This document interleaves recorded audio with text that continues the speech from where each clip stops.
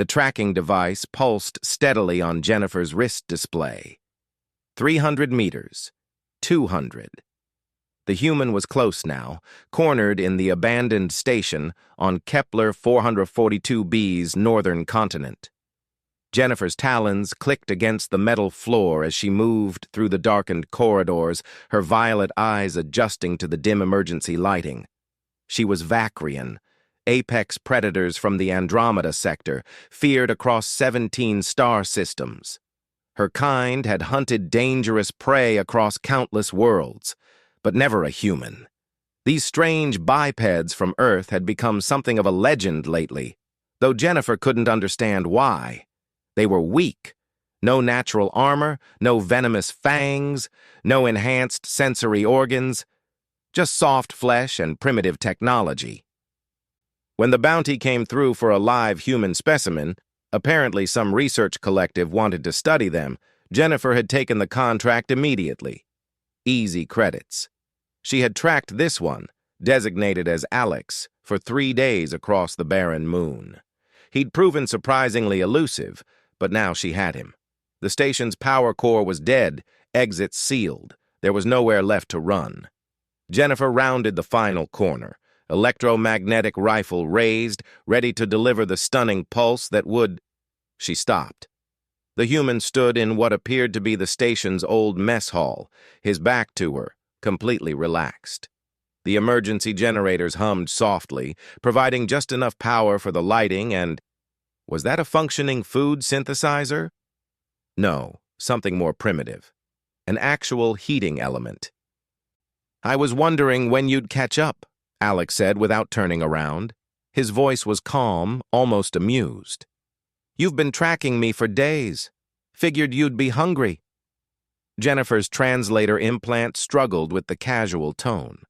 Was this a trick? Some kind of human combat strategy she hadn't been briefed on?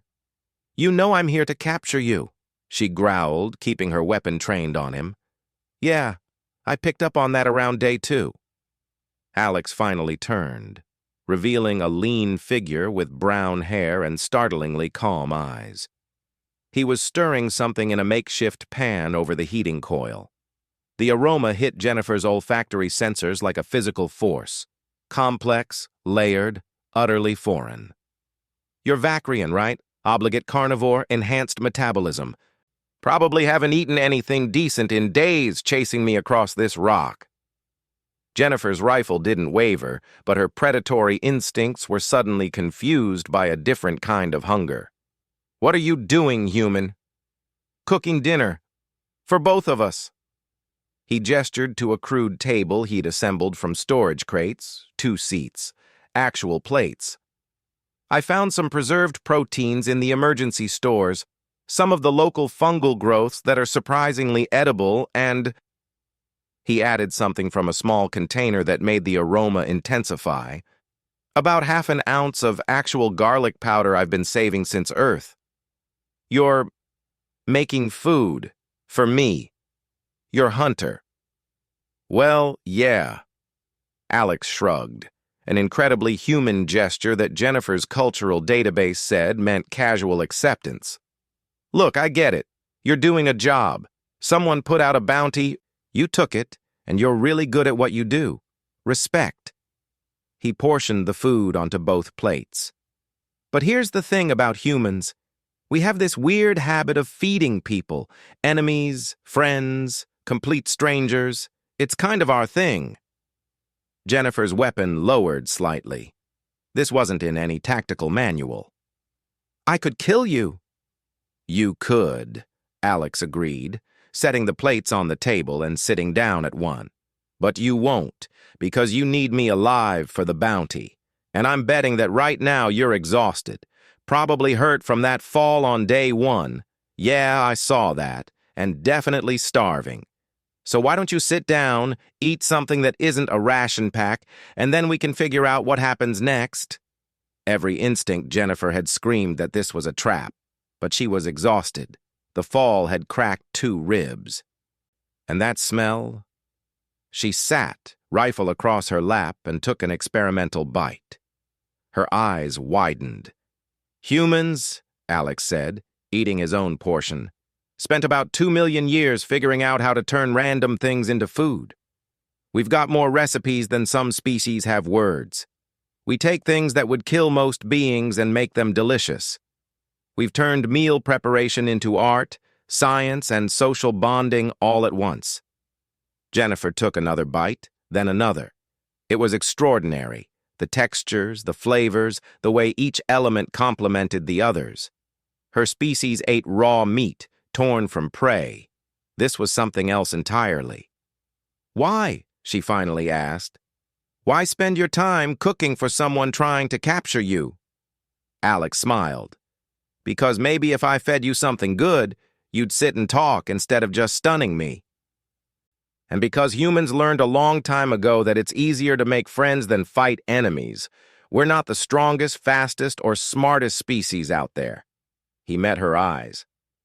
But we might be the most social. We survived on Earth because we fed each other, helped each other, turned strangers into family over shared meals. Jennifer set down her fork, her mind racing.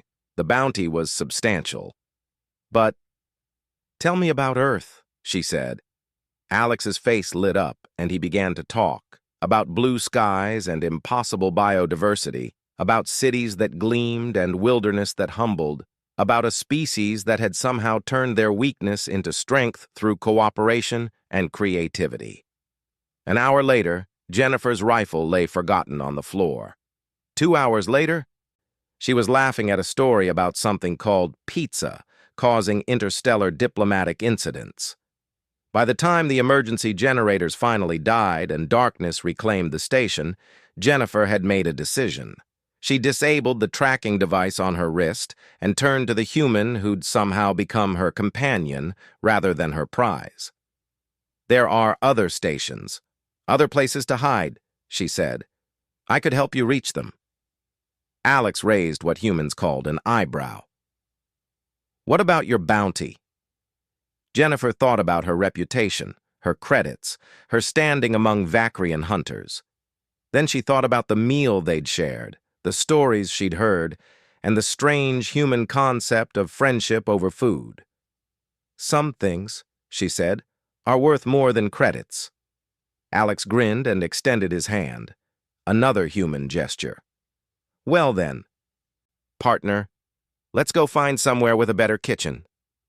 Jennifer clasped his hand, her talons gentle against his soft skin, and felt something unprecedented.